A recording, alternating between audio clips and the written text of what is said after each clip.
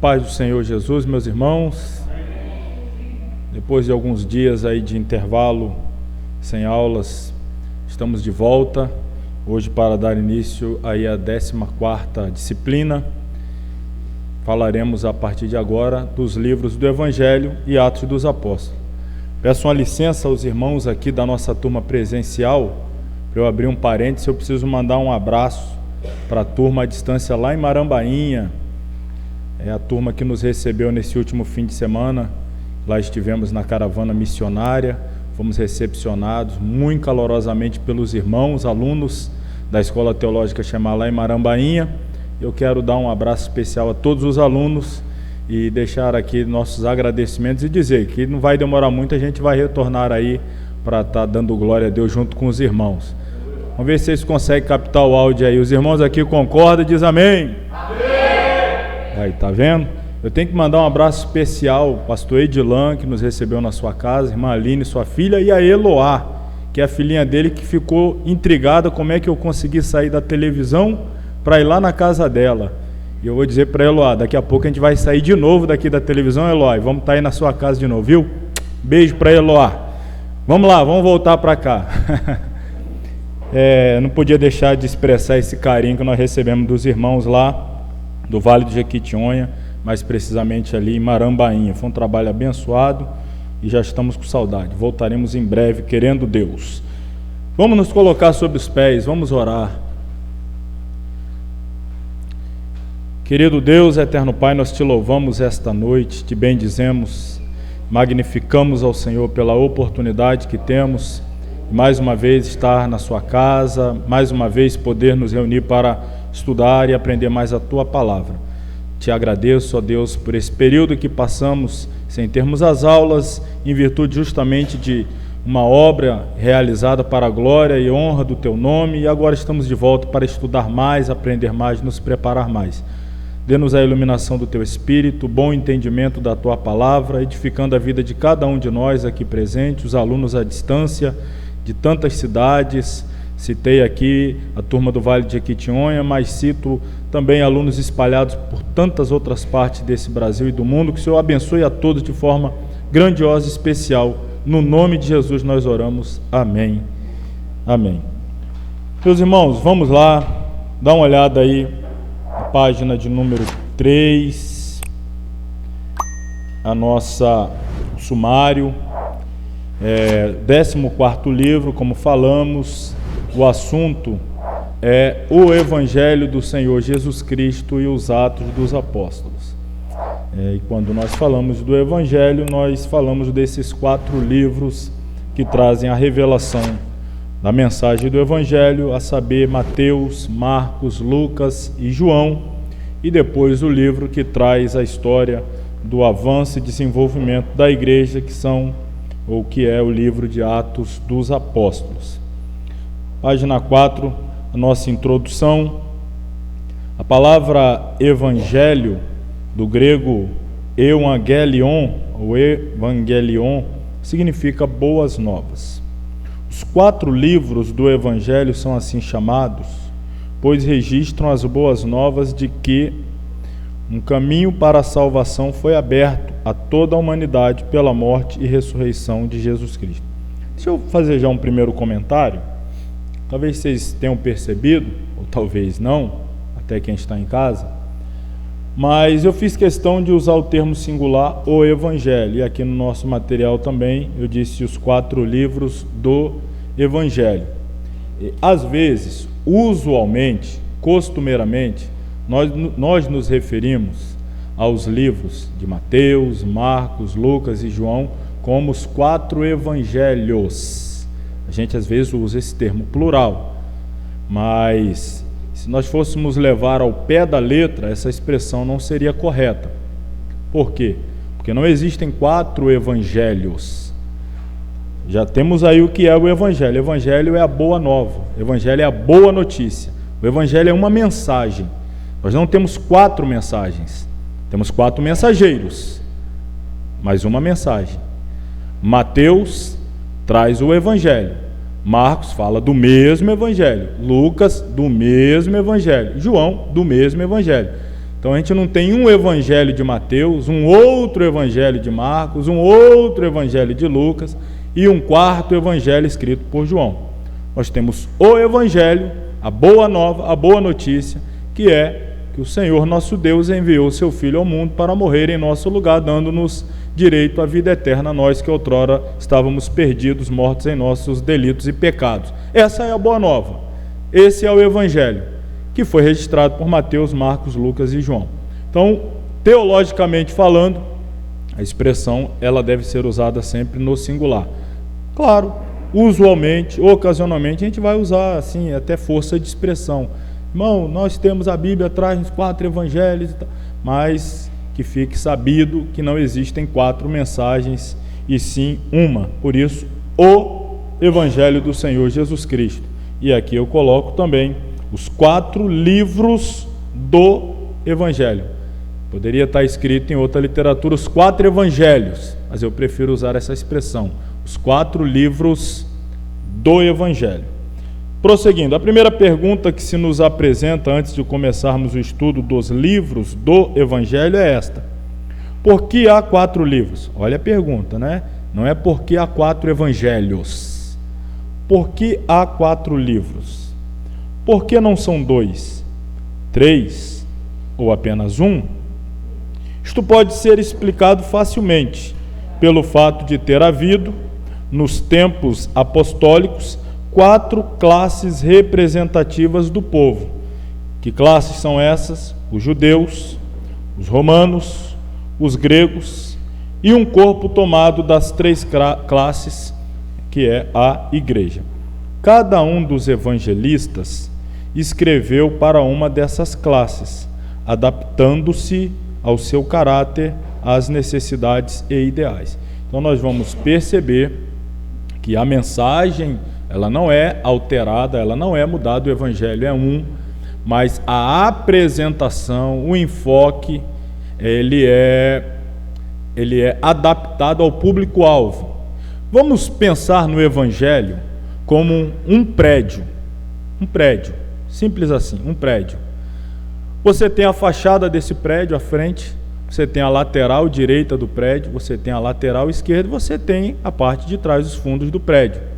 Alguém pode estar vendo este prédio frontalmente, alguém está tendo uma visão perspectiva deste prédio, olhando a partir da sua direita, outra a partir da sua esquerda e outra a partir da retaguarda, da parte de trás. Então cada um está apontando, ó, o evangelho é ali, aí está mostrando de frente.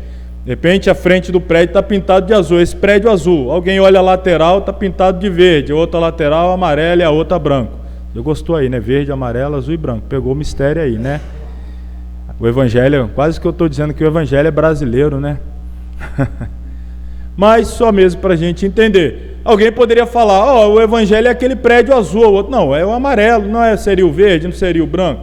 Depende de que ponto de vista está se olhando. Mas você perceba que não é outro, é o mesmo, olhado sob perspectivas diferentes. Apenas uma analogia assim, muito simplória para a gente entender. Então, Mateus, ele apresenta o Evangelho sob uma perspectiva que se enquadre à necessidade do seu público-alvo. O Marcos apresenta a mesma mensagem, dando ênfase a uma outra perspectiva que atenda melhor as necessidades do seu público-alvo. Lucas, de igual modo, o mesmo evangelho, a mesma mensagem, dando ênfase a uma outra faceta que atenda melhor, supra as demandas do seu público-alvo. E João, de igual modo. Então, cada um deles escreveu para uma dessas classes, adaptando-se ao seu caráter, às necessidades e ideais. Mateus, sabendo que os judeus aguardavam ansiosos a vinda do Messias prometido no Antigo Testamento, apresenta Jesus como o Messias. Isto é uma palavra hebraica que significa ungido. É a mesma palavra que no grego Cristo, hebraico, Messias, grego, Cristo, tanto um quanto o outro significa o ungido. Lucas, escrevendo para um povo culto, lembrando, ele está escrevendo aos gregos, cujo ideal era o homem perfeito, fez com que o seu livro focalizasse a pessoa de Cristo como a expressão desse ideal, do homem perfeito. Lucas vai usar muito a expressão filho do homem, filho do homem, filho do homem, para apontar a humanidade perfeita de Jesus. Marcos escreveu aos romanos, um povo cujo ideal era o poder e o serviço, e ele descreveu Cristo como um servo fiel.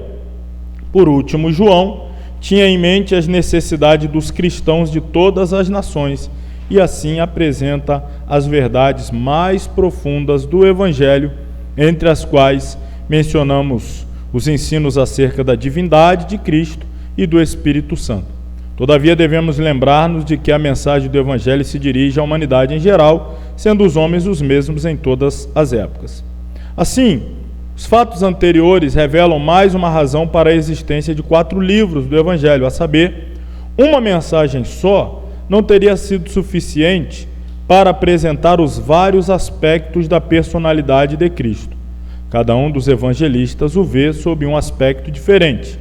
Mateus apresenta-o como rei, Marcos como servo conquistador, Lucas como filho do homem e João como filho de Deus. Esta visão de Cristo é como a visão de um grande edifício, onde só um lado pode ser visto de cada vez. É o exemplo que eu dei.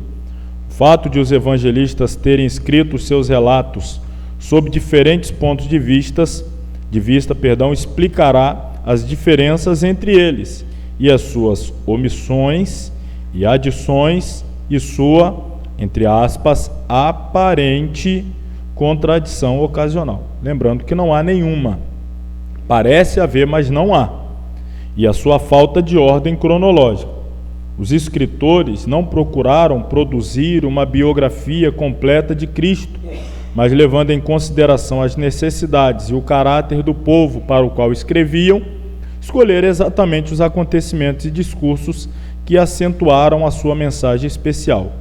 Mateus, por exemplo, escrevendo para os judeus, fez com que tudo no seu evangelho, no seu registro do evangelho, seleção de discursos, acontecimento, omissões e adições, agrupamento dos fatos, servissem para acentuar o fato da missão messiânica de Jesus.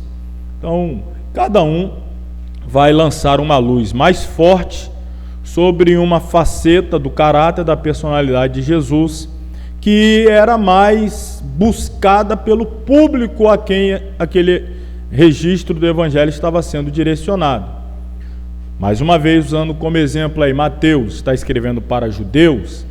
O que nós vamos perceber no Evangelho, no registro do Evangelho escrito por Mateus, é que o tempo todo ele vai apontar o cumprimento das profecias na vida de Cristo. Ou seja, ele está querendo que os judeus observem que a vida de Jesus, ela cumpre cabalmente tudo aquilo que os antigos profetas verbalizaram acerca dele. Para os judeus isso era fundamental, crer em um Cristo que se enquadrasse perfeitamente no cumprimento das mensagens proféticas veterotestamentárias. Quando Marcos escreve quando Lucas escreve aos gregos, ele está escrevendo a um povo que não tem o domínio da Torá, da lei, dos costumes, da cultura judaica, como tem os judeus, público-alvo de Mateus. Então, de vez em quando ele vai usar termos, e você vai encontrar muito parênteses. Esta festa era comemorada assim, assim, uma explicação, uma nota explicativa, porque o público-alvo, Mateus não precisa fazer isso. E na Páscoa, passa direto, o público sabe do que ele está falando. Lucas escreve, e na Páscoa, entre parênteses, festa esta que comemorava, tal, tal, tal. Você vai observar isso a partir daqui para frente, estudando, né, os livros do Evangelho. Você vai observar esses detalhes. Marcos, por exemplo, que está escrevendo aos romanos, que eram caracterizados pela urgência, pelo imediatismo, pela velocidade. Era um grupo que não era muito afeiçoado à leitura como eram os gregos. Os gregos eram aficionados pela literatura, pela sabedoria. Os romanos pela ação, eram mais de ação. Então você vai ler o Evangelho escrito por Marcos, se você começar a grifar Toda vez que estiver lá, logo, imediatamente, saindo dali, logo, imediatamente, em seguida. Parece que é assim, Jesus não dá tempo nem de parar para respirar. E depois de ter atravessado, logo adiante, viu não sei quem e saindo dali, logo adiante já foi e tal. Aquela coisa assim, porque os romanos não queriam perder tempo, queria algo mais dinâmico. Não à toa, o registro do evangelho mais resumido, mais conciso, seu de Marcos. Está escrevendo para um grupo que não está querendo muito detalhe, muita informação, vai direto ao ponto. Queremos saber exatamente o que aconteceu. Então, imediatamente, logo, a gente vai observar isso à medida que estudarmos cada um dos registros do evangelho. E o João eu vou deixar para falar depois. João é diferente de todos eles. Mateus, Marcos e Lucas apresentam uma grande quantidade de informações semelhantes sobre a vida de Cristo, o que pode ser comprovado verificando rapidamente uma harmonia entre os livros. Eles apresentam uma visão mais ou menos similar das atividades e ensinamentos de Cristo e da cronologia dos acontecimentos. São por isso chamados de sinóticos, porque fornecem uma sinopse, uma visão geral, resumida, dos mesmos acontecimentos e têm um plano comum. O livro de João foi escrito com base extremamente diferente dos outros três. Por suas diferenças, os 4 livros do Evangelho são mutuamente suplementares, sem, no entanto, apresentar contradições. As semelhanças, por sua vez, têm caráter complementar. O resultado é um registro quádruplo, abrangente, do ministério redentor de Jesus Cristo. Os pontos de diferença entre os livros sinóticos e o livro de João são os seguintes. Número 1. Os sinóticos contêm uma mensagem evangélica para os homens não espirituais. O de João contém uma mensagem espiritual para os cristãos. Número 2. Nos 3 vemos o seu ministério de Jesus na Galileia, mas no 4 vemos de modo especial o seu ministério na Judéia. Número 3. Nos 3 primeiros livros sobressai mais a vida pública, ao passo que no 4 é revelado a sua vida particular.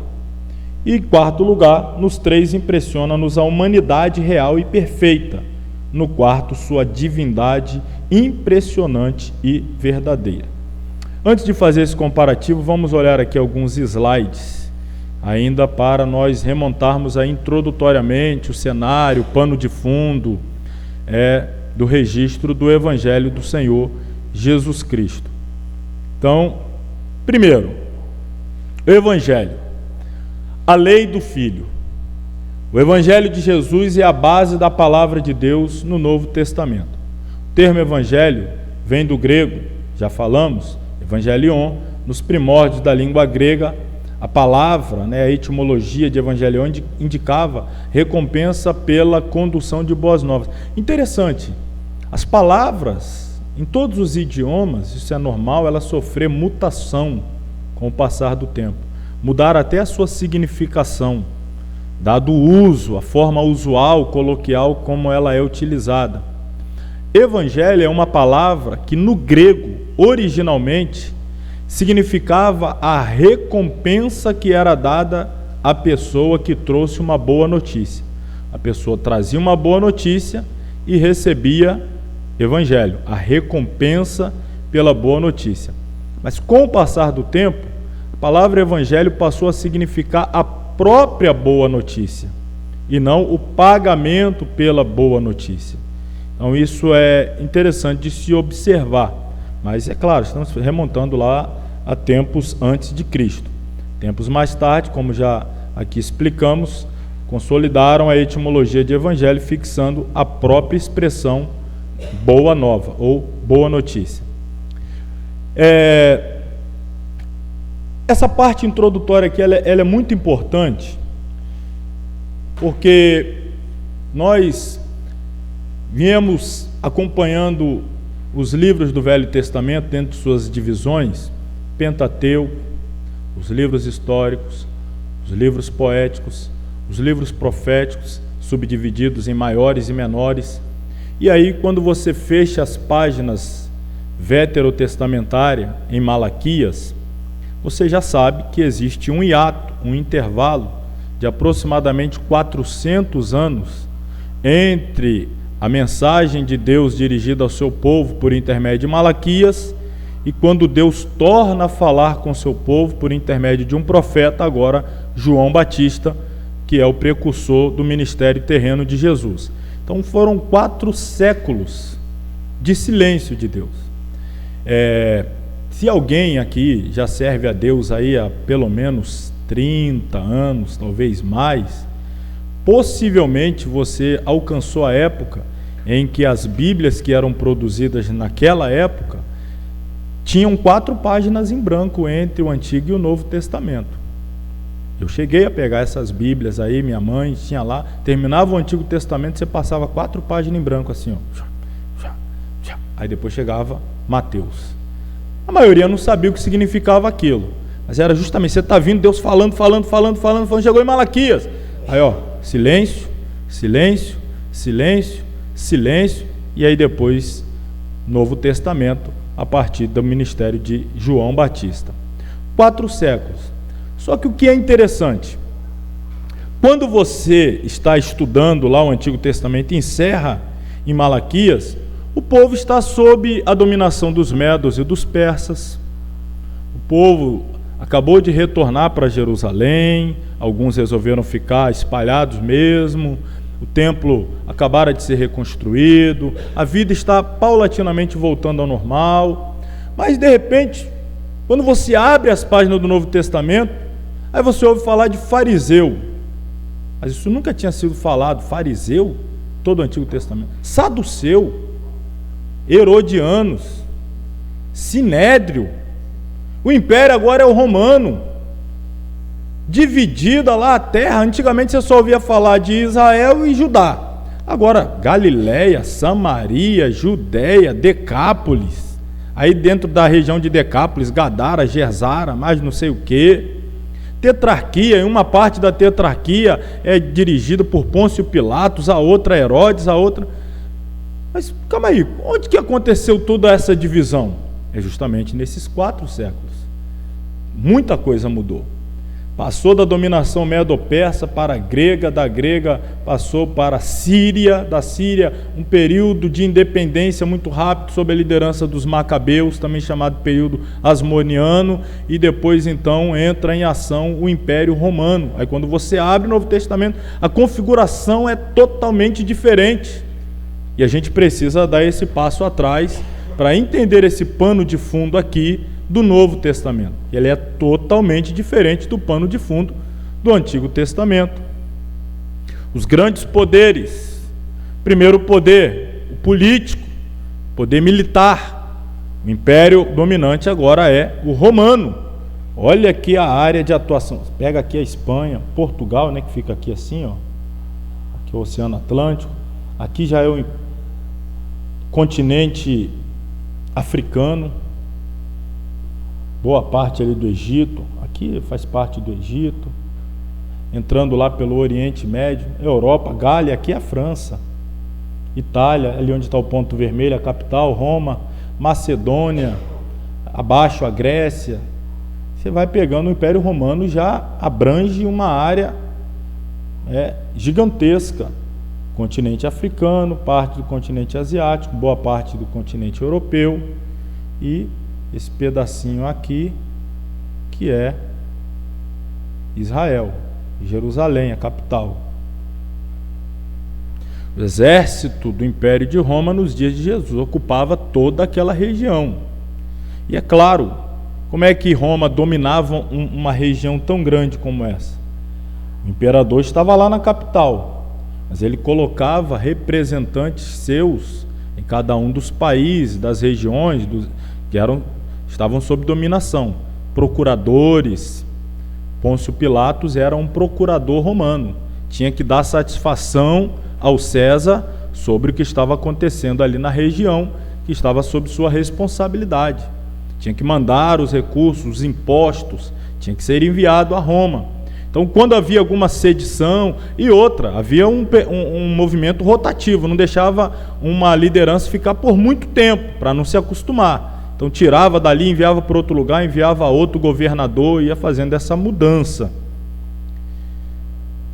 Poder cultural. Poder cultural era o grego, que tinha aí o panteão grego, não é? Aquelas inúmeras divindades, né? Citando aqui um deles, Eros, o deus grego do amor erótico, né? Do amor licencioso, deleites, a busca pelo prazer carnal. Epícoro, você vai ter esse grupo de epicureus, que são os mais carnais dessa época. Zeus, a divindade maior da Grécia nos dias de Jesus. No Novo Testamento você vai ouvir muito falar dessas divindades. Paulo e Silas, por exemplo, aliás, e Barnabé, foram confundidos com divindades gregas quando realizaram alguns milagres. Alguns acharam que um era Mercúrio, o outro era Zeus. De onde veio tudo isso? Da cultura grega. E o poder religioso, o judaísmo, que estava fragmentado. Temos aqui uma imagem do interior de uma sinagoga, destaque religioso do judaísmo em Israel. A sinagoga surge no período intertestamentário. Ruínas de uma antiga sinagoga em Israel nos dias de Jesus. Temos aqui uma espécie de maquete do templo que estava sendo embelezado por Herodes, né, enfeitado, adornado nos dias de Jesus, maior centro religioso do judaísmo. Importante entender isso daqui. Depois que o templo foi reconstruído, nos dias de Zorobabel, Ageu, Zacarias, os romanos entenderam a força da religião judaica e entenderam que, de certa forma, para dominar os judeus, eles precisavam dominar a religião, dominar a liderança religiosa. Então, o que eles fizeram? Herodes, especialmente. Ele começou um projeto de embelezamento do templo que levou algumas décadas, investindo dinheiro, embelezando. Herodes, por exemplo, era responsável por pagar salário dos sacerdotes e levitas. Em contrapartida, todos eles eram comprometidos com Herodes e nenhum deles tinha autoridade para apontar os pecados de Herodes. Por quê? Herodes era como que seu patrão. E o João Batista, onde entra nisso? Você lembra que o João Batista era filho de um sacerdote? E a mãe de João Batista era da linhagem de Arão, sumo sacerdote? João Batista tinha direito a exercer sacerdócio no templo. Mas se ele entrasse nesse esquema, ele não poderia exercer o ministério profético. Então ele abre mão de tudo isso e vai exercer seu ministério aonde? Lá no deserto. E aí o pessoal saía daqui e ouvia João aonde? Porque aqui estava corrompido. E aí eles vão para lá. Jesus, quando ele vai iniciar o seu ministério, irmão, isso aqui é um negócio tremendo. Porque para que ele tivesse a liberação espiritual para dar início ao seu ministério, ele precisava da bênção sacerdotal. Mas por que ele não vem buscar a bênção aqui e vai buscar lá no deserto? Vai ser batizado por João e não pelos sumos sacerdotes. Isso aqui é um mistério que eu vou deixar para falar isso aqui para vocês um outro dia. É muito profundo, tem muito detalhe. A gente vai ter que remontar a árvore genealógica de João Batista. A gente vai ter que remontar a árvore genealógica, por exemplo, dos filhos de Eli, que passaram depois para Samuel, que quando chegou nos dias de Saul e depois passou para Davi, Davi substituiu o sacerdócio por uma outra linhagem, e aí depois ela foi retornada por Salomão, mas uma outra linhagem foi correndo até chegar lá em João Batista, enquanto uma corria aqui até chegar em Anás e Caifás. E Jesus entendia que essa aqui era ilegítima, a legítima era aquela que estava lá no deserto. Tem gente que às vezes, isso aqui, irmão, está dando vontade de falar, mas eu não posso falar não, porque senão vai longe o negócio aqui, tá? Mas tem gente que está no templo, mas ele não tem autoridade espiritual celestial para estar no templo. E tem gente que está no deserto e ele tem unção de Deus. Vamos fechar o negócio aqui, vamos lá. Grupos religiosos em Israel nos dias do ministério público de Jesus. Aí vamos fazer aqui essa dissecação, né? Essa fatiação. Fariseu, grupo que significa os que se separavam. Vem dessa expressão aqui, ó, fariseon, que significa os separados. Os saduceus, os sacerdotes, do grego saduqueon, geralmente o sumo sacerdócio caía na mão dos saduceus, que eram um dos grupos mais carnais. Não acreditava em anjo, não acreditava em vida após a morte, e eram os grandes líderes espirituais, mas não tinha espiritualidade nenhuma. Você vê como é que estava a religião. Herodiano, isso aqui era mais um partido político do que propriamente religioso. Era a família dos Herodes e simpatizantes. Se a gente puxar a árvore genealógica de Herodes, sabe onde a gente vai chegar? Em Esaú, Edom, Amaleque. Você lembra o que foi ordenado a Saul a fazer com os amalequitas? Mas ele não matou todos, né? Herodes é dessa descendência aí. O Mardoqueu, que queria eliminar todos os judeus na época de Esté, era amalequita. Aí isso aqui já é outra mensagem, né? O Amaleque é símbolo do pecado, e o pecado é assim: se você não mata ele hoje, amanhã ele te mata. Era para Saul ter eliminado, não eliminou. Olha onde vai aparecer ele lá na frente. Mardoqueu, querendo matar todos os judeus.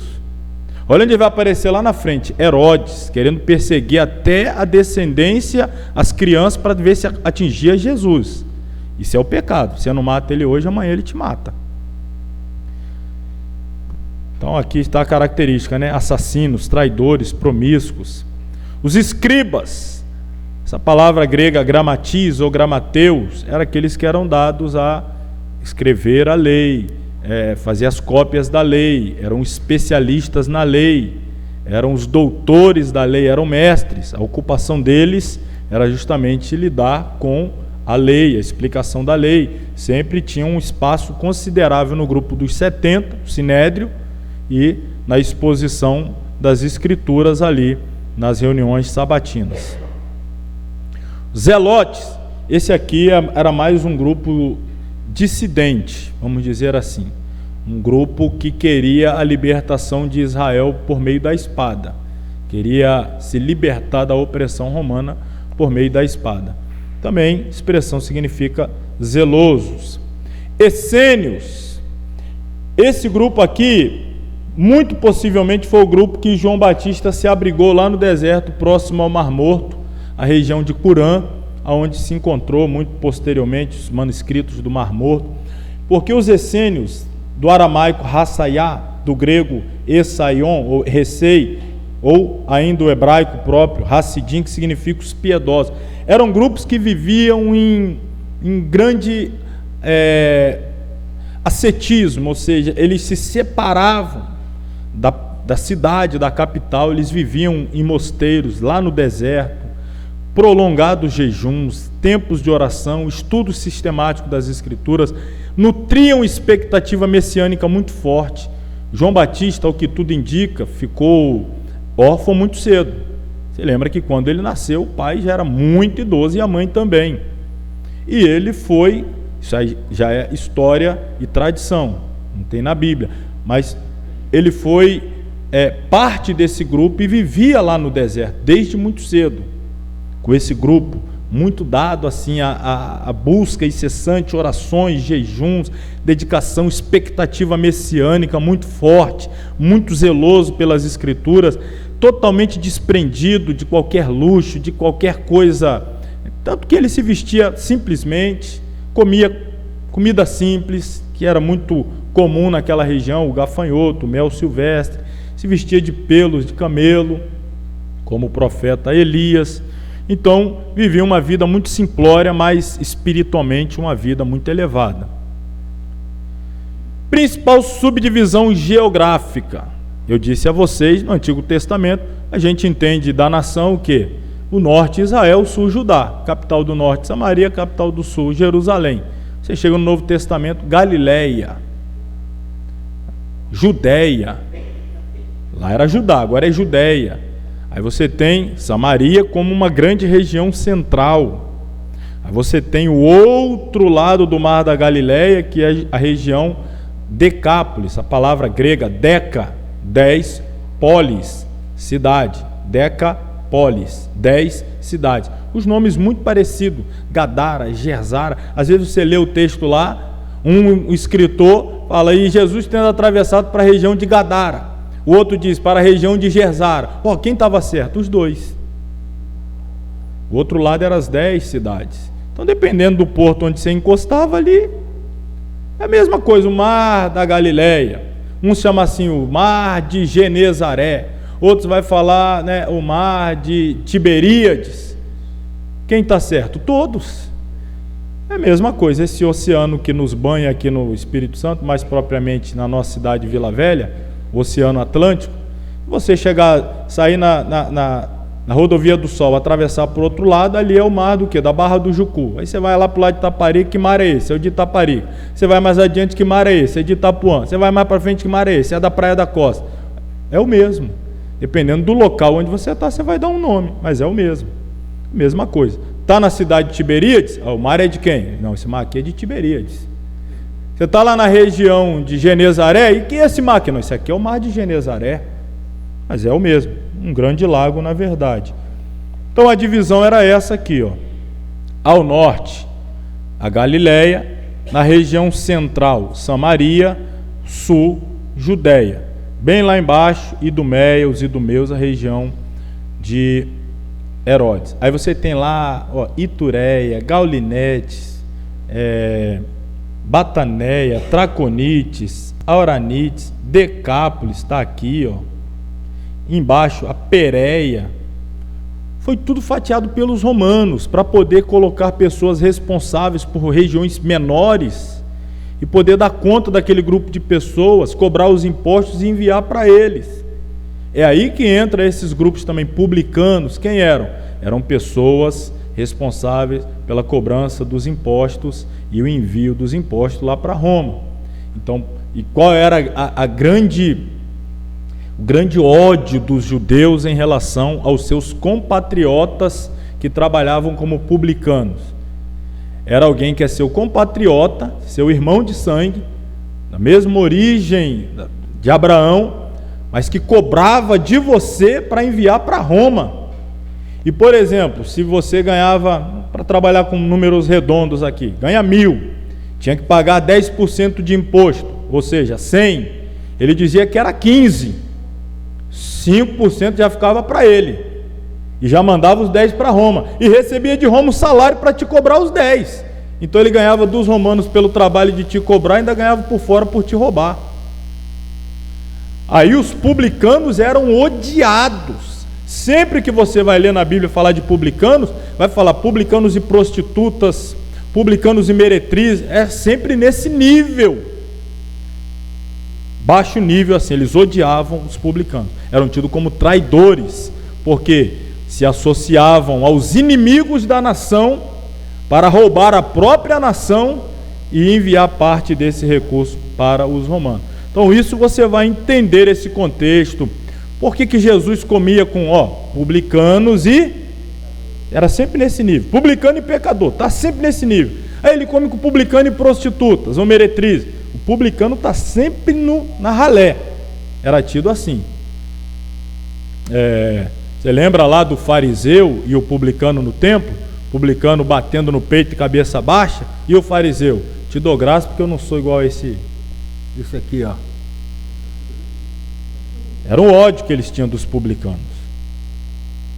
Então está aí um mapa. A maioria das nossas Bíblias trazem esses mapas. Aqui o sul, a Judéia, a região central, Samaria, o norte, Galileia. Do outro lado, essa região da Gaulineted, Decápolis, as 10 cidades, e mais abaixo aqui a Pérea. Só para você entender, irmãos, o ódio que se tinha dos samaritanos. Geralmente, quando um israelita que morava aqui na região norte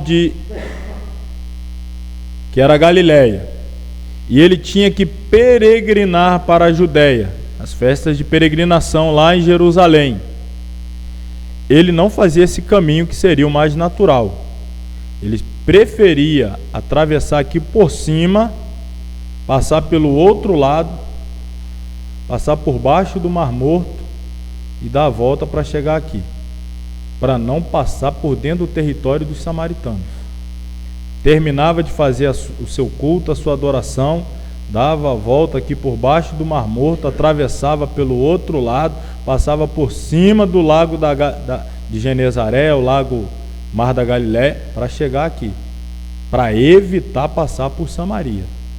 Quando chegava em Jerusalém, os samaritanos, irmãos, eles eram apedrejados, eles eram perseguidos, porque os samaritanos, eles eram um grupo que se misturou com outras nações depois da derrota da nação do norte, Israel, para os assírios. Então eles não mantiveram a pureza da descendência de Abraão. Então eles eram excluídos. Os 4 grandes aspectos de Jesus nos 4 livros do Evangelho. Estamos só na introdução, hein? Veja aqui. Estou aí justamente na comparação dos 4 livros também, que está na final da página 7. Então, no Evangelho escrito por Mateus, o registro do Evangelho feito por Mateus, Cristo é visto como? Marcos apresenta Cristo como? E Lucas o apresenta como? E João? Vamos ver, só quem sabe aqui de cabeça, me responda por favor. O Evangelho escrito por Mateus, o capítulo 1, começa com uma grande genealogia de Jesus, traçando a genealogia de Jesus até onde? Quem sabe? Mateus. Até? Pode consultar aí, pode colar. Já tinha que estar com a Bíblia a postos aí.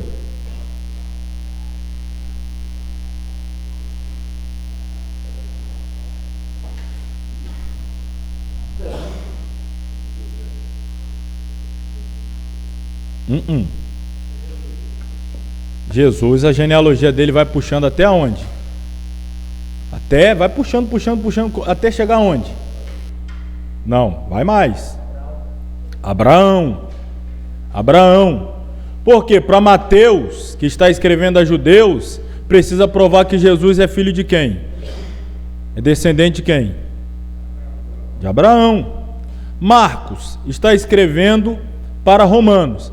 Eles estão agarrados com genealogia, eles querem lá saber de genealogia? Não, Marcos não traz genealogia. Lucas está escrevendo para gregos, apresentando Jesus como homem. Dá uma olhada na genealogia que Lucas traz aí no capítulo 3. A genealogia de Lucas está no capítulo 3. Vai trazer a genealogia de Jesus até onde? Capítulo 3 de Lucas. Não, vai embora, até eu quero saber onde começa a genealogia. Ué.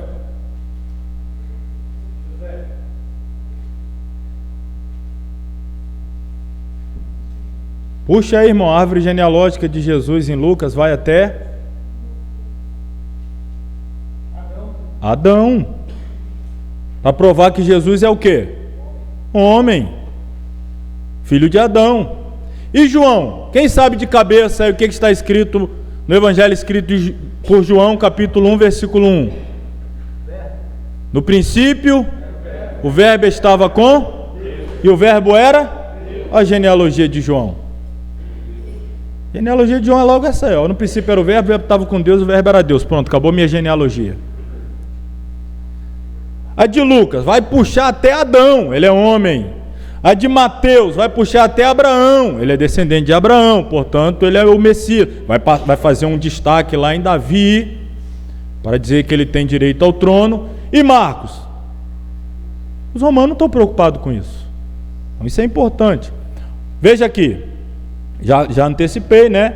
Escrito Mateus para os judeus, Marcos para os romanos, Lucas para os gregos, João para a igreja, o povo espiritual. Número de capítulos, Mateus traz 28, Marcos 16, Lucas 24, João 21. Material exclusivo, o que é isso?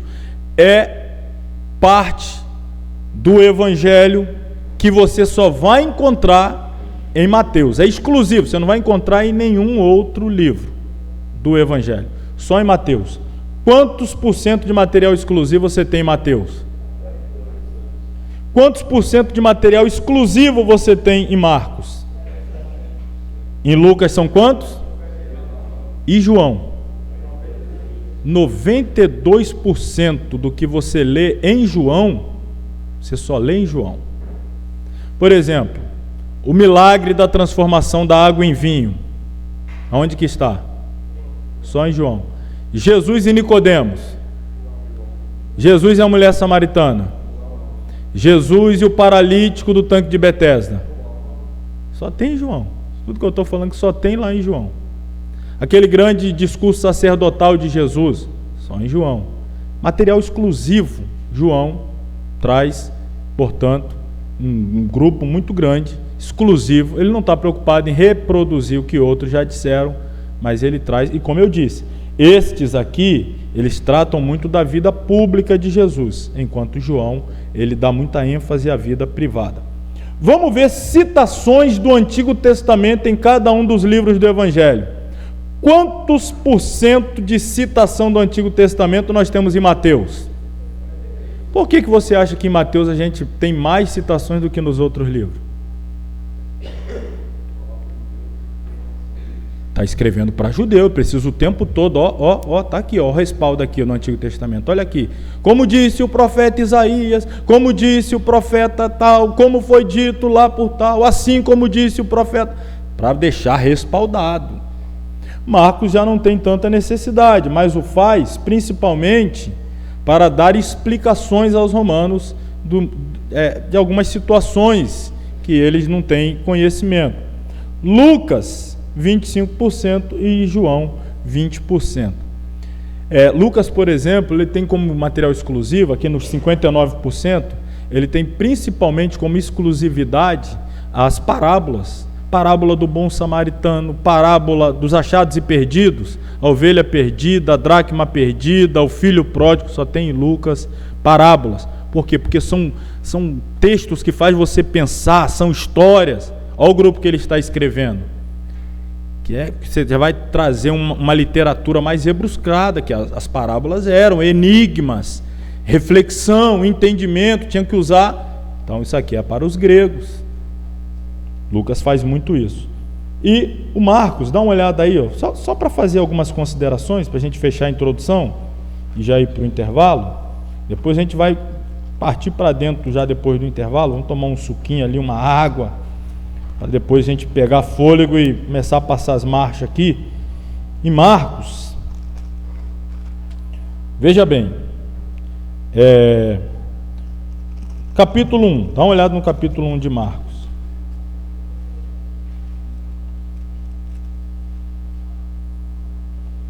Capítulo 1, versículo 1. Princípio do Evangelho de Jesus Cristo, Filho de Deus. Não tem muita conversa, né? Como está escrito pelo profeta Isaías, aí vai explicar um pouquinho isso daqui, Marcos. Aí o versículo 14. E depois que João foi entregue à prisão, aí já vai começar o ministério de Jesus. A escolha, ele não explica muito, não dá muito detalhe. Chega no capítulo 1 ainda, versículo 29. Como é que começa o versículo 29? E logo, olha essa expressão, e logo, aí o capítulo 2, versículo 1, e alguns dias depois, ele é muito rápido, ele é muito dinâmico, você vai aqui mais adiante,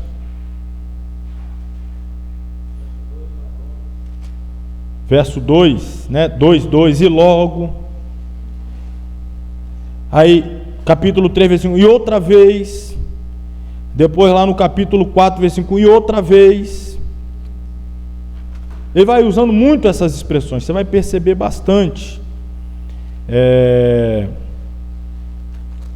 não marquei aqui de antemão, para a gente ir citando, mas principalmente na reta final do ministério de Jesus, você vai perceber o uso assim insistente de João, dessa velocidade do ministério de Jesus, e saiu, e chegando, e logo, e dias depois, e imediatamente, e logo em seguida, enfim, essa dinamicidade do ministério de Jesus, a velocidade que era muito típica dos romanos. Dá uma olhada aqui para a gente avançar esse desfecho introdutório. Por que 4 livros do Evangelho? Apocalipse capítulo 4, versículo 6 diz assim: havia diante do trono um como mar de vidro semelhante ao cristal, e no meio do trono e ao redor do trono 4 animais cheios de olhos por diante e por detrás. O primeiro animal era semelhante ao leão. O segundo animal era semelhante ao... O terceiro animal tinha rosto como de... E o quarto animal era semelhante a uma... 4 faces. Era um com 4 rostos. Primeiro, leão. Quando a gente fala de leão, você lembra de quê? O leão é o rei. Evangelho escrito por bezerro. Você lembra de animal de carga. Trabalhar no arado, puxando arado, boi, gado. Animal que trabalha. Jesus apresentado como servo, trabalhador, se dedicando, se doando. Terceiro lá, homem. E desses aqui, qual desses aqui é o que está nas mais elevadas alturas, que voa mais alto, está mais próximo do céu? É o divino, é o celeste. É o evangelho escrito por João. Então aqui, Mateus, Marcos, Lucas e João. Um livro, ou melhor, um evangelho, 4 livros, as 4 faces. Leão, bezerro, boi, o homem e a águia voando. E o primeiro animal, semelhante ao leão, Mateus. O segundo, semelhante ao bezerro, Marcos. O terceiro, rosto de homem, Lucas. E o quarto, semelhante à águia voando, João. Leão, rei dos animais, é ideal para retratar a realeza de Cristo, assim como o livro de Mateus. Filho de Davi, rei dos judeus, Cristo é chamado de leão da tribo de Judá. Bezerro, este animal representa muito bem a Cristo, como ele é apresentado no segundo livro, o de Marcos, símbolo de serviço. Assim Cristo se fez servo de Jeová em nosso favor. Terceiro, rosto de homem. Esta imagem corresponde ao terceiro livro do Evangelho, Lucas, onde a humanidade de Cristo está em plena evidência. Finalmente, a águia voando. Os primeiros animais todos pertencem à terra. Assim, os 3 primeiros livros do Evangelho enfatizam Cristo no seu relacionamento terreno. No registro de João, Cristo não é terreno, mas divino, Filho de Deus. Destaque aqui a sua realeza. Então vamos aí ao intervalo e depois nós voltaremos para já entrar então, no primeiro dos livros do Evangelho, a saber, o de Mateus. Amém, meus irmãos? Estamos de volta então, após o intervalo, para passarmos a falar aí de cada um dos evangelistas. Já quero alertar os irmãos aqui, presencial, os irmãos à distância, o conteúdo que eu separei exclusivo aqui, à parte, vamos dizer assim, informações adicionais, já vou antecipar, nós vamos ver ao longo dessas aulas aproximadamente 500 slides. Muita coisa que não tem no material, que eu cavei, coisa extra. Ou seja, se a gente ficar aqui lendo o material e passar esse monte de slide, vamos ficar até muito tarde. Então eu vou ler alguma coisinha do material e vocês vão ficar com a responsabilidade de ler depois o conteúdo. É coisa de 5 páginas por semana. Se vocês não conseguirem fazer isso, já chegamos aí ao 14º livro. Você ainda não consegue ler 5 páginas por semana, quando a gente terminar o curso, você volta de novo para o começo, tem que começar tudo de novo, hein? Então eu não vou poder ler muito aqui, para que a gente possa aprofundar, trazer as informações adicionais. Então, bem rapidinho aí, autoria. Uma tradição digna de confiança atribui a Mateus a autoria deste livro. Muito pouco se diz acerca dele no Novo Testamento. Sabemos, entretanto, que era, olha aí, um coletor de impostos, publicano do governo romano, e que foi chamado pelo Senhor para ser seu discípulo e apóstolo. O tema, já antecipei, o tema central de Mateus, Jesus, o Rei Messias. Mateus, escrevendo aos judeus e conhecendo as suas grandes esperanças, apresenta Jesus como o único que cumpre as escrituras do Antigo Testamento com relação ao Messias. Por meio de numerosas citações do Antigo Testamento, ele mostra o que o Messias deve ser. Por um registro das palavras e atos de Jesus, prova que ele era esse Messias. A repetição frequente das palavras reino e reino dos céus revela outro tema importante do Evangelho registrado por Mateus. Expõe o reino dos céus prometido no Antigo Testamento, proclamado por João Batista e Jesus, representado agora pela Igreja e triunfante na segunda vinda de Jesus. Para toda a humanidade em geral, mas para os judeus em particular, a intenção de dirigir-se primeiramente a judeus vê-se pelos seguintes fatos. Em primeiro lugar, grande número de citações no Antigo Testamento. São cerca de quantas citações? 60. Em segundo lugar, as primeiras palavras do livro da genealogia de Jesus Cristo, filho de... Já começa assim, a pessoa já vai ler a primeira, opa, está falando aqui de um filho de Davi, filho de Abraão. Então vamos dar uma atenção especial, que esse daqui é hebreu raiz, tem descendência real, então merece atenção. Ou seja, isso aqui foi proposital. Terceiro, a ausência geral de explicação dos costumes judaicos. Por que que ele não entra em detalhes sobre o costume judaico? O público sabe do que ele está falando, não há necessidade de explicação. Outros evangelistas estão sempre explicando alguns traços de costume, de cultura. O versículo-chave está aí, Mateus 27, 37. Lá na crucificação de Jesus, colocaram uma tábua sobre a sua cabeça, o que era feito sobre todos os crucificados, e naquela tábua vinha escrito justamente o crime praticado por aquele que ali estava sendo morto. E olha o crime que estava sobre a cabeça de Jesus, estava escrito a seguinte acusação: este é Jesus, o rei dos judeus. Interessante que quando foi feita essa escrita, os sacerdotes ficaram irados e foram falar com Pôncio Pilatos para que ele redigisse, alterasse a escrita e colocasse assim: ele disse, sou o rei dos judeus. Aí a frase icônica de Pôncio Pilatos, que de vez em quando a gente repete, ele simplesmente diz assim: o que escrevi, escrevi. Acabou, não vou mudar, é isso aí, Jesus, o rei dos judeus. E, irmãos, se a gente fosse entrar nesse outro detalhe aqui que o tempo não permite, tá? Mas escrito em letras gregas, hebraicas e romanas. Estava escrito em hebraico, estava escrito em grego, estava escrito em latim, a língua dos romanos. Quando estava escrito em hebraico, claro, de um lado para o outro, da direita para a esquerda, invertido, cada palavra iniciava com uma letra. A primeira palavra começava com iod, a segunda palavra com re, a terceira palavra com outro iod, com um vav, perdão, e depois o outro re. Iod, re, vav, re. Quem lia de longe lá via o tetragrama. Iod, re, vav, re. Você sabe já que nome é esse? Esse é o tetragrama, o nome de Deus. Iod, re, vav, re, Jeová, Yavé. E isso fez com que os judeus pedissem para trocar, porque ia alterar esse acróstico.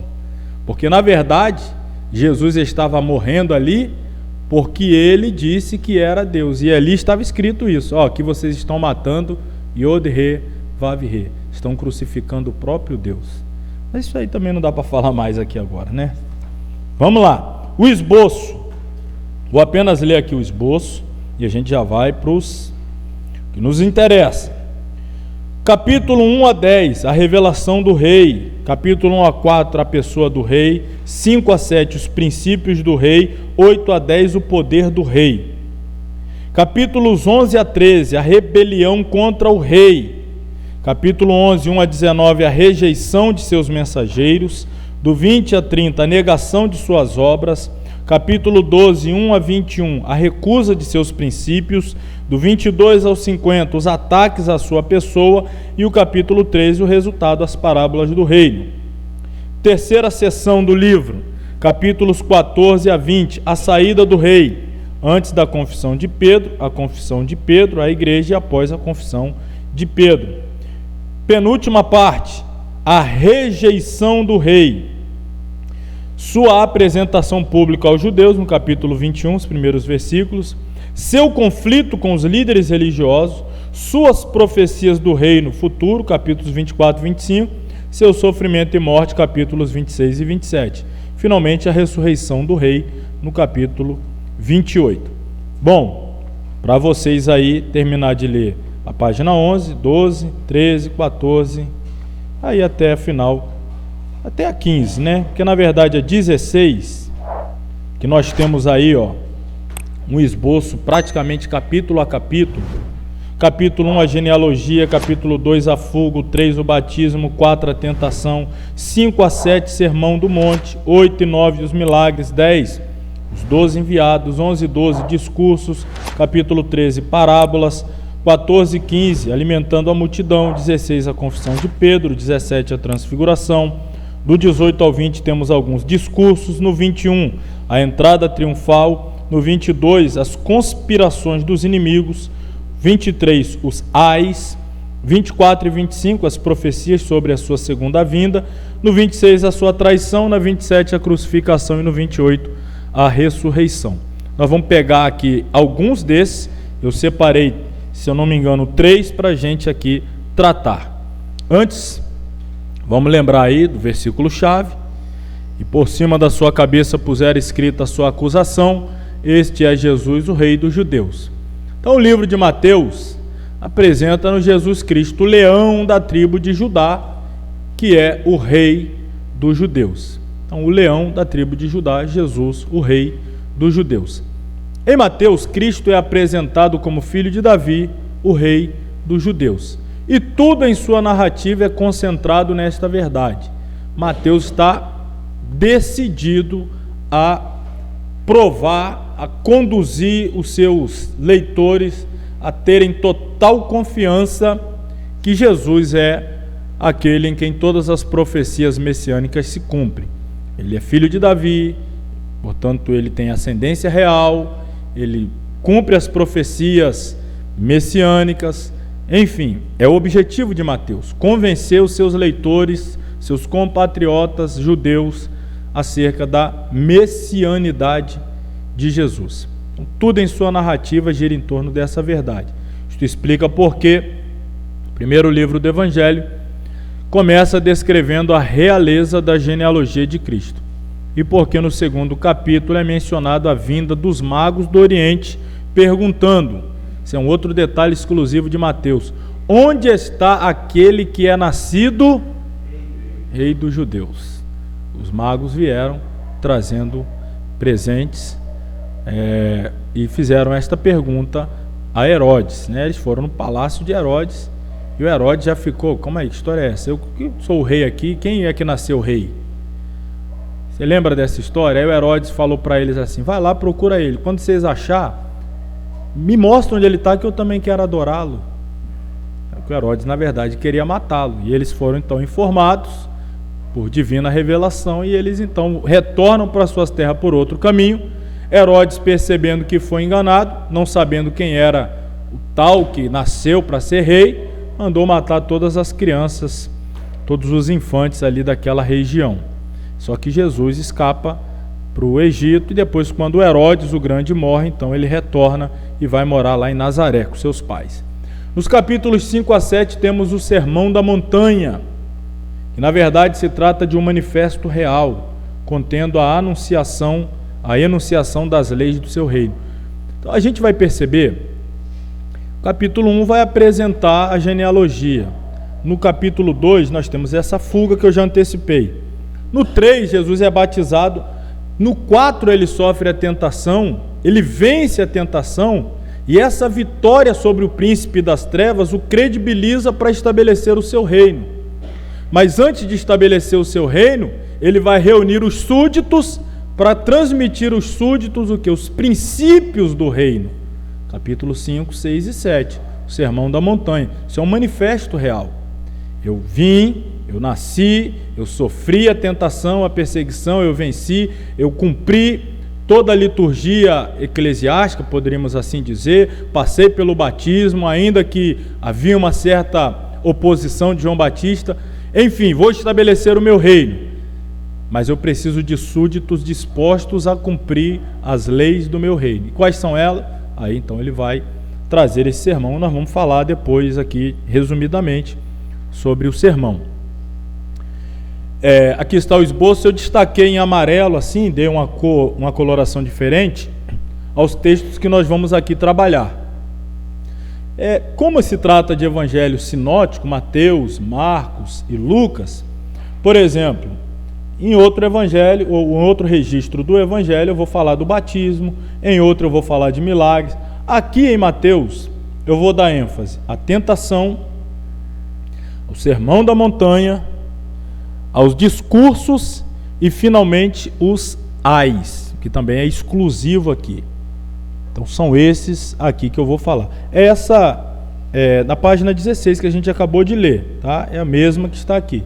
Só estou mostrando aqui destacado os capítulos que, a partir de agora, nós vamos aí dar uma esmiuçada, dar uma aprofundada a mais.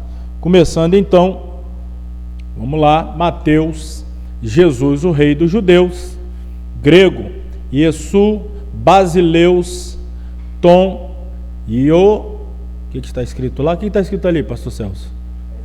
É isso mesmo, né? Yohadaim, Yehudi, ou seja, judeus. Por que é importante entender, apesar de estar escrevendo para judeus, obrigado pela ajuda aí, se eu não confirmasse eu estava na dúvida aqui, o pastor Celso acessou.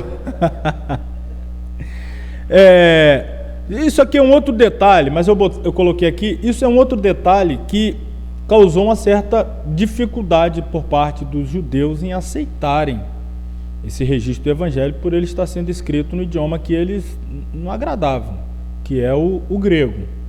A maioria dos judeus acreditava nessa época que Deus só falava em hebraico, Deus não falava em outra língua. Só que Mateus está escrevendo para um grupo que também já era oriundo de outras regiões, que estava até perdendo o hebraico. E ele precisou falar nessa língua que era uma língua universal da época, que era o grego, mas provando tudo aquilo que é dito acerca de Jesus no Antigo Testamento. Então o livro de Mateus começa mostrando-nos a visão do escritor Hebreus de Jesus como rei dos judeus. Genealogia de Jesus Cristo, filho de Davi, filho de Abraão. Está ali em grego, mas vamos avançar aqui. Iesu Cristo, Salvador ungido. Essa expressão aqui, Iesu, é o nome dele, mas tem um significado. Jesus significa Salvador. Cristo, tem gente que acha que é sobrenome. Jesus Cristo da Silva, Jesus Cristo dos Santos, Jesus, não é sobrenome não. Cristo é um título, que é uma palavra grega correspondente à palavra hebraica Messias. Então, na verdade, a expressão é Jesus o Cristo, Jesus o Messias. Traduzido para o português, Jesus o ungido. Mas como assim ungido? Ungido com a tríplice unção exclusiva apenas do Messias. 3 tipos de unção era dada no Antigo Testamento: a unção real, a unção profética e a unção sacerdotal. Quem ia exercer o ministério de rei era ungido para ser rei. Quem ia exercer o ministério de sacerdote era ungido para ser sacerdote. Quem ia exercer o ministério profético era ungido para ser profeta. Nenhum profeta foi profeta, sacerdote e rei, nenhum sacerdote foi sacerdote, profeta e rei, nenhum rei foi rei, sacerdote e profeta. O que chegou mais perto foi o Samuel. Chegou mais perto. Samuel foi profeta? Samuel foi sacerdote? Foi rei? Quase aí. Foi juiz. Chegou perto. Ele foi sacerdote, ele foi profeta e foi juiz. Ele ungiu Saul rei. Davi foi ungido rei, não foi sacerdote, não era da tribo sacerdotal, não podia ser sacerdote. Profetizou, mas não era essencialmente um profeta. O Messias foi o único que recebeu a unção, a tríplice unção, profeta, sacerdote e rei. Então essa expressão Messias significa o acúmulo da tríplice unção. Só Jesus recebeu a tríplice unção, que era a plenitude da unção. Deixa eu passar. O Evangelho de Jesus nos revela então as procedências naturais. Como descendente tribal de Davi, ele é um 100% filho de Davi, tem direito ao trono, é de família real. Belemita, faz parte da descendência real. Filho de Abraão, hebreu. Descendente de Adão, 100% por parte de Maria. Portanto, a tábua genealógica em Mateus 1:1, em nível ascendente, mostra-nos o vínculo de Jesus com Davi e Abraão, um judeu belemita, um judeu 100% israelita, ou hebreu, e 100% homem, filho unicamente de Maria. A tábua genealógica lá de Lucas, como nós já mostramos, em nível decrescente, mostra-nos o vínculo de Jesus com o homem natural, Jesus, que foi 100% homem, traçando a sua linhagem até Adão. Vamos começar então falando aí da tentação de Jesus no deserto. Jesus, ele é batizado, e aí a palavra diz que, e saindo da água, logo foi conduzido pelo diabo, foi isso mesmo? Pelo Espírito Santo ao deserto, a fim de que ali ele fosse tentado pelo diabo. Olha, o Espírito o conduziu a um ambiente hostil, inóspito, doloroso, ermo, e deixou-o ali para que ele fosse submetido à tentação. Que tipo de tentação? Nós temos o registro daquelas 3 expressões satânicas tentando tirar Jesus da rota, mas não foram apenas elas. Jesus ficou 40 dias em jejum e oração, e outro texto vai dizer que ele ficou sendo tentado durante todo esse tempo. O escritor aos Hebreus vai dizer que em tudo foi tentado. Se puder imaginar de tentação que um homem pode sofrer, Jesus foi submetido a todos. Você acha que o diabo pegou leve? Ah, não, isso aqui eu não vou fazer com ele, não. Isso aqui eu vou quebrar o galho dele. Não, isso aqui eu já não vou. Em tudo foi tentado. É o que diz o escritor aos Hebreus. Nós temos o final da tentação ali, no último momento. Então, a tentação satânica no deserto. Um grande e sobrenatural conflito. O rei e o diabo, sozinhos no deserto. De um lado, o mesmo diabo responsável pela queda de Adão num majestoso jardim. Do outro lado, Jesus Cristo num deserto. O primeiro Adão, num jardim, falhou. O último Adão, que é Cristo, no deserto, venceu. 4:1-11. Propósito do conflito. Da parte do diabo, tentar o rei. Deus a ninguém tenta. Da parte de Deus, provar. Da parte do diabo, tentou derrotar. Da parte de Deus, provar aos cristãos que é possível aos filhos de Deus vencer o diabo no deserto. Irmãos, nós vamos ver aqui alguns detalhes da tentação, que você vai perceber a tática que Satanás utilizou para Jesus, que é uma tática milenar, que ele usa desde o Éden e continua usando hoje. Só teve um diferencial em relação a Jesus, que nós vamos perceber já já. Então ele foi conduzido pelo Espírito ao deserto para ser tentado pelo diabo. A primeira tentação. Chegando-se a ele, o tentador disse: se tu és filho de Deus, manda que essas pedras se tornem em pães. 40 dias se passaram desde o batismo. Quando Jesus, no batismo, recebeu ali a presença do Espírito Santo, a unção, o Espírito desceu sobre ele em forma corpórea como uma pomba. E do céu uma voz bradou dizendo: este é o meu filho. Este é meu filho, palavra de Deus, este é meu filho. 40 dias depois o diabo vem e pergunta: tu és filho mesmo? Se tu és filho, lembra lá com Eva? Como é que foi que Deus disse? O que Deus disse para Jesus? Tu és meu? Aí olha o diabo: você é filho mesmo? Não é a mesma coisa? Como é que foi que Deus disse? Não, é verdade o que Deus disse. Sempre colocando em xeque, em dúvida a palavra de Deus. Irmão, primeiro passo para a queda de todo cristão é duvidar da palavra de Deus. É duvidar da palavra de Deus. É o primeiro passo. É a semente que o inimigo o tempo todo tenta plantar no nosso coração, a dúvida. Será? Será? Então, às vezes, tem coisas que a gente fala assim de forma irrefletida, nem percebe, mas se você não tomar cuidado, você está abrigando no seu coração a semente da dúvida, e isto pode ser uma brecha para o inimigo entrar e te derrotar. Aquelas histórias, a palavra de Deus diz que Deus está comigo todos os dias. Eu acho que Deus não está comigo. A palavra diz que Deus cuida de mim. Eu acho que Deus não cuida de mim. Eu acho que Deus não está olhando para mim. Eu acho que Deus não me ama. Eu acho que Deus gosta mais daquele do que de mim. A Bíblia diz uma coisa, você fica com essas palavras contrárias ao que a Bíblia diz. Ao diabo, isso, vai por aí mesmo. Vai colocando em xeque a palavra de Deus. Foi o que ele fez com Eva. Foi o que ele está fazendo aqui com Jesus. É o que ele faz o tempo todo conosco. O Senhor diz, eu vou cuidar de ti. Aí você, não sei se Deus vai cuidar, se não vai, pelo sim, pelo não. Aí o diabo, isso, vai por esse caminho mesmo. É aí mesmo que eu vou entrar. Começou com a dúvida, você já começou a desagradar a Deus. Eu comecei a desagradar a Deus, sim. Porque a dúvida é inimiga da fé. Se você abriu lugar para a dúvida, você fechou a porta para a fé. E sem fé é impossível. Se você abriu mão da fé e entrou pelo caminho da dúvida, você já está desagradando a Deus. Primeira tentação diz respeito ao amor e à vontade de Deus. É aquela história. Se Deus te ama, por que você está nessa situação?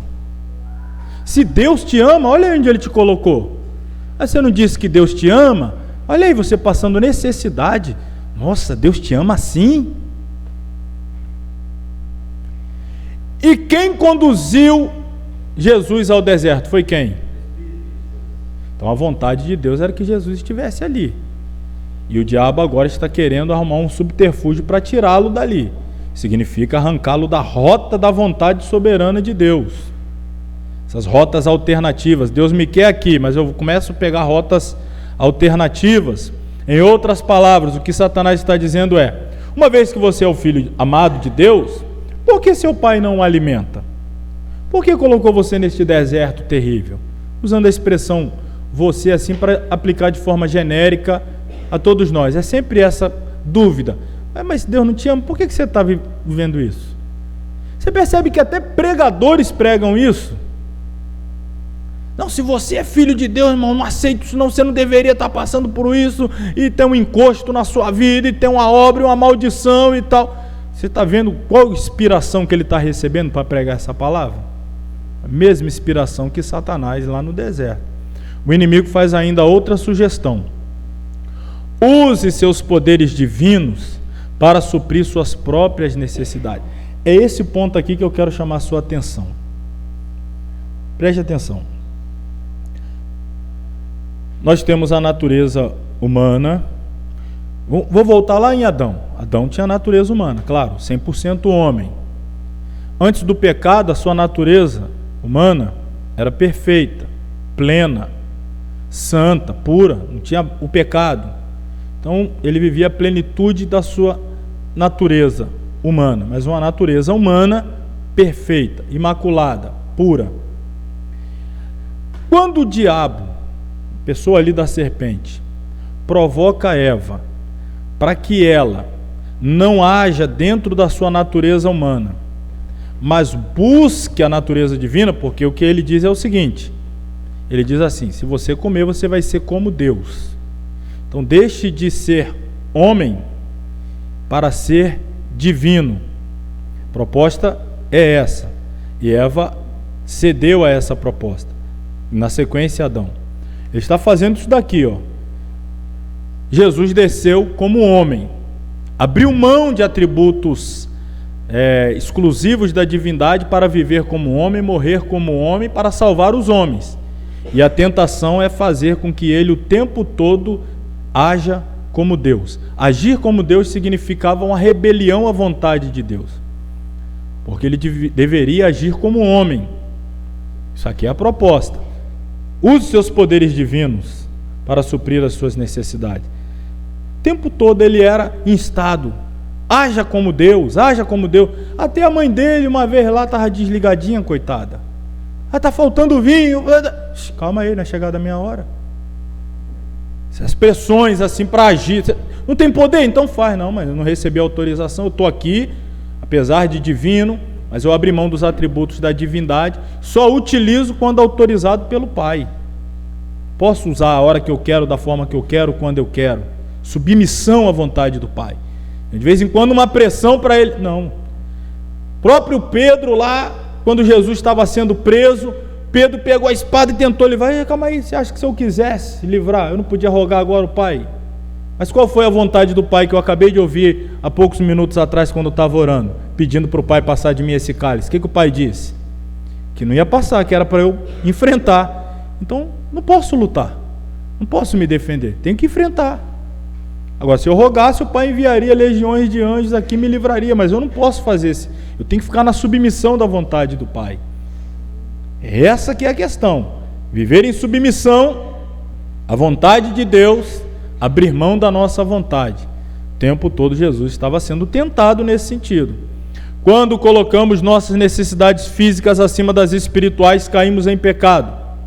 Quando permitimos que as situações controlem nossas ações, em vez de seguir a vontade de Deus, também caímos em pecado. Jesus poderia ter transformado as pedras em pães, mas com isso teria usado seus poderes independentemente do Pai.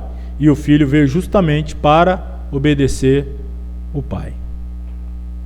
Resposta: está escrito, nem só de pão viverá o homem, mas de toda a palavra que sai da boca de Deus. Segunda tentação.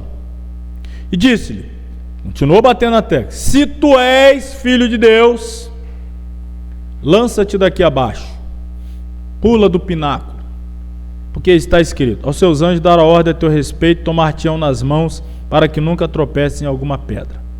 Foi transportado ao pináculo do templo e instigou, tentou para que ele pulasse do pináculo do templo. Imagina, lá embaixo, no pátio, sacerdotes, levitas, trabalhando, sacrifício, toda aquela liturgia. De repente lá vem um homem pulando lá do alto do templo. Quando você acha que ele vai se esborrachar, vem os anjos, pega ele, ó, igual aquela folha que vai descendo assim, ó. Aí Jesus: sou eu, o Messias. Aí era fácil todo mundo acreditar nele, né? Só que o caminho que o Pai tinha para ele não era esse. Era o do sofrimento, era o da cruz. O que Satanás está propondo aqui é um atalho. Satanás sempre tem os atalhos. Em outras palavras que Satanás está dizendo é: se crê nas Escrituras, pule. Vamos ver se o Pai está cuidando mesmo da sua vida. É importante observar com atenção a resposta de Jesus. Também está escrito. Por quê? O diabo agora foi usar a palavra. Se tu és filho de Deus, porque está escrito. Aí Jesus: mas também está escrito. Nunca devemos isolar uma passagem do resto das Escrituras. Antes, é preciso sempre conferir coisas espirituais com espirituais. O texto que Satanás está usando aqui na tentação, está usando a Bíblia. É justamente o Salmo. Quem sabe qual é o Salmo?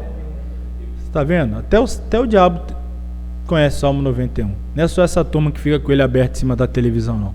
Até o diabo. Salmo 91. Só que ele omitiu uma parte. Ele isolou uma parte. Podemos usar a Bíblia para provar praticamente qualquer coisa se isolarmos os textos de seu contexto, transformando-os em pretexto. Ao citar o Salmo 91, Satanás havia omitido astutamente as palavras, aspas, em todos os teus caminhos. Como assim? Está escrito: ele dará ordem aos anjos a teu respeito para te guardar em todos os teus caminhos. Significa: você será guardado enquanto estiver andando nos caminhos de Deus. Se você pega a rota do atalho, sai do caminho, Deus já não tem compromisso de enviar anjo para te guardar. Você conhece gente que fica assim? Ele sai do centro da vontade de Deus e ainda fica essa conversa: Deus tem promessa na minha vida. Está tudo errado. Não, mas Deus tem promessa. Deus falou que vai fazer isso e isso, mas ele está lá aprontando e fazendo. Não, mas Deus tem promessa na minha vida. Só que Deus prometeu a você quando você está aqui. Aí você vai para lá. Aí Deus: não, mas a minha promessa é aqui. Se você se converter lá, se humilhar, se arrepender e voltar para cá, eu cumpro a promessa aqui. Não é independente, são promessas condicionais. Geralmente Deus remete a sua promessa ao seu servo. Eis que eu te digo, meu servo. Aí você deixa de ser servo. Não, minha conversa é com o servo. Quando você voltar a ser servo, a conversa está de pé. Você deixou de ser servo. E tem gente por aí assim, não, mas eu tenho promessa, Deus falou, e lá vai, e não sei o quê. Aqui é o que Satanás está propondo. Saia do caminho e reivindique as promessas. Não, o texto está dizendo, ele vai dar ordem aos anjos a teu respeito em todos os caminhos, se estiver no caminho dele. Então essa omissão é importante. Filho de Deus que está dentro da vontade de Deus, desfruta a proteção do Pai. Ele cuida daqueles que estão andando nos seus caminhos. Terceira tentação. Novamente o transportou o diabo a um monte muito alto, mostrou-lhe todos os reinos do mundo e a glória deles, e disse-lhe: tudo isto te darei, se prostrado me adorares. Que proposta, hein? Você não veio aqui para ganhar o mundo, salvar o mundo? Então te dou, mas se prostra e me adore. Em outras palavras, que Satanás está oferecendo a Jesus é um atalho, mais um atalho para o seu reino. O inimigo está propondo, em troca de adoração a ele, desfrute da glória sem qualquer sofrimento. Adorar a criatura em lugar do Criador é a mentira que governa nosso mundo nos dias de hoje. Não existe atalhos para a vontade de Deus. Se desejamos participar da glória, devemos participar antes do sofrimento. Cortar a volta não dá certo. Então disse-lhe Jesus: vai-te, Satanás, porque está escrito: ao Senhor teu Deus adorarás, e só a ele servirás. Então o diabo o deixou, e eis que chegaram os anjos. Tem gente que não tem paciência para esperar os anjos chegar e o servir. Sabia que tem gente que está comendo pão com gosto de pedra porque não tem paciência para esperar os anjos virem servir? Transforma essas pedras em pão. E ele está lá, gosto de pão, está comendo pedra. Porque não tem paciência de vencer a tentação e esperar os anjos virem servi-lo.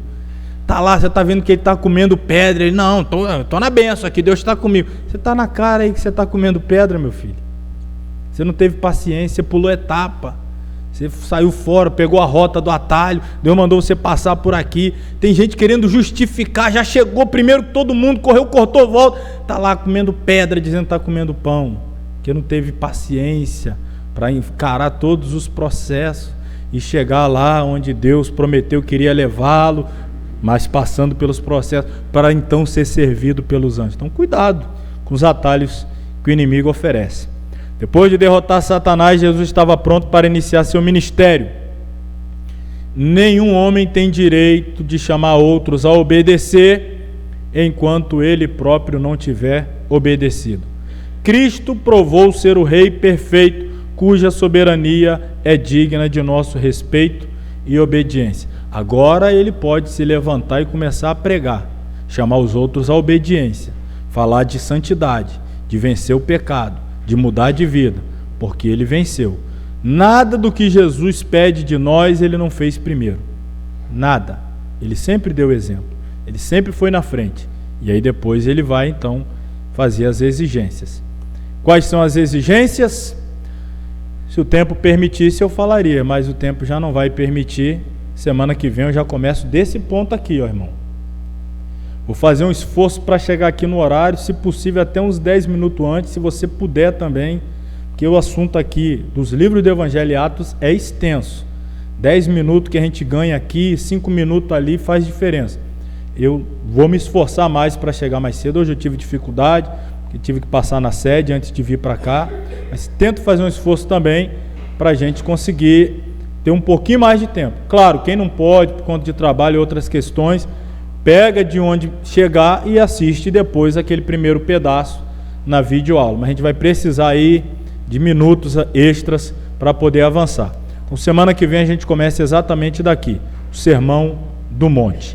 E aí a gente termina Mateus, começa Marcos, aí na outra a gente pega o Marcos, entra em Lucas, e assim a gente vai até conseguir fechar em 5 aulas estes 5 livros aqui, né, que são os 4 livros do Evangelho e o livro de Atos. Claro que hoje levou um pouquinho mais de tempo, porque eu gastei aí um bom tempo na introdução, para a gente entender alguns detalhes específicos do Evangelho.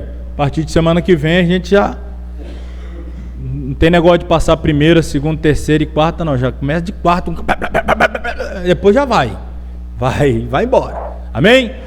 Vamos ficar sobre os pés, então, encerrar a nossa aula agradecendo a todos presentes, os que nos acompanharam, os irmãos. Comecei falando dos irmãos de Marambainha, termino falando de vocês de novo. Deus abençoe a todos vocês nesta aula, que tenham sido mais uma vez abençoados e edificados. E olha aí, hein? Tem um grupo aqui que está doido para voltar aí no Vale de Jequitinhonha. Amém ou não amém? Amém! Tá vendo aí? Querido Deus e Pai, nós te louvamos essa noite, mais uma vez, pelo privilégio de estar na tua casa, aprender mais da tua palavra. Estamos retornando aos nossos lares, mais edificados, fortalecidos, edificados e enriquecidos pela tua palavra. Pedimos que o Senhor continue nos abençoando no decorrer deste fim de semana, as atividades da igreja que se seguirão, que possamos, ó Pai, estar envolvidos e sendo abençoados para a glória e honra do teu nome. Leve-nos em paz aos nossos lares. Nós pedimos a cobertura do teu sangue, os teus anjos cuidando dos nossos passos, nos teus caminhos, no nome de Jesus. Nós oramos e confiamos no nome de Jesus. E que o grande amor de Deus, a graça do Senhor Jesus Cristo, comunhão do Espírito Santo, seja com todos que amam e aguardam a volta do Senhor Jesus. E todos digam amém. Amém.